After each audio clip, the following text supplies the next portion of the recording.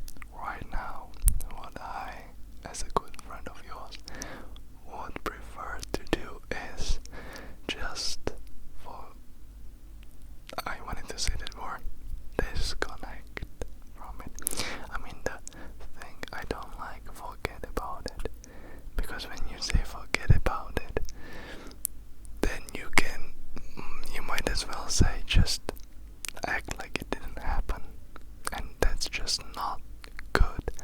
That's just not how it should be, how you should do it.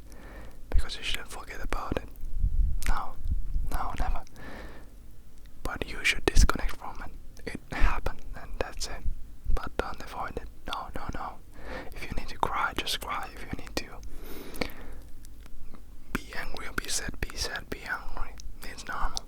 You're just gonna feel through this. But there is also water. There's a limit. Because you cannot cry every single day in your bed. Why it happened to me and how could I change? How could I act? So that's what I'm telling you right now. It already happened. So what's not really helpful for you to do is to continue crying in your bed and whatever you do.